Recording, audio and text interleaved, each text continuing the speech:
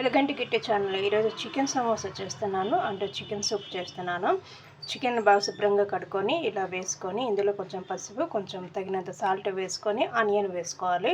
ఒక 3 విజిల్ వచ్చేంత వరకు ఉడికించుకోవాలి. కప్పున్నర పిండి తీసుకున్నాను, గోధుమ పిండి తీసుకున్నాను.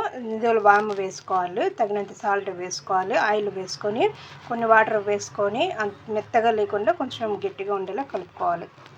ఇలా కలుపుకోవాలి, అంత మెత్తగా లేకుండా అంత గట్టిగా లేకుండా మీడియంగా కలుపుకోవాలి. నేను ఒక హాఫ్ అన్ అవర్ మ్యారినేషన్ చేసుకోవాలి. చికెన్ సమోసాకు చికెన్ స్టఫింగ్ చేస్తున్నాను. 1 టేబుల్ స్పూన్ ఆయిల్ వేసుకొని ఆనియన్ ఇలా కట్ చేసుకొని వేసుకోవాలి. గ్రీన్ చిల్లీ ఇలా కట్ చేసుకొని వేసుకోవాలి. ఇవి ఎక్కువగా వేయకుండా మీడియంగా వేయించుకోవాలి.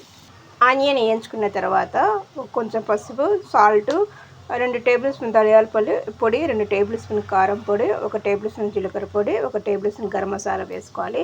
ఈ మసాలాని స్మెల్ పోయేంత వరకు వేయించుకోవాలి.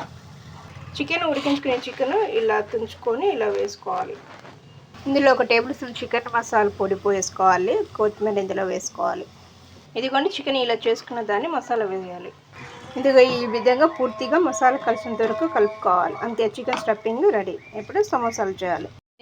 రేకు చేయాలి, ఇలా మధ్యలో కట్ చేయాలి.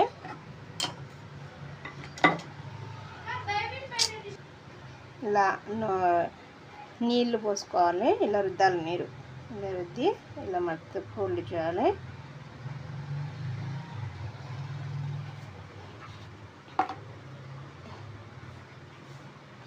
స్టఫింగ్ అంతా ఇలా వేయాలి. దీని చుట్టూ నీళ్ళు రుద్దాలి.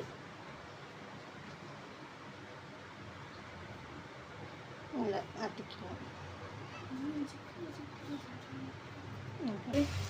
ఆయిల్ వేసి సిమ్లో ఎర్రగా వచ్చేంత వరకు వేయించుకోవాలి. ఇలా ఎర్రగా వేయించుకొని తీసుకోవాలి. అంతే, చికెన్ సమోసా రెడీ.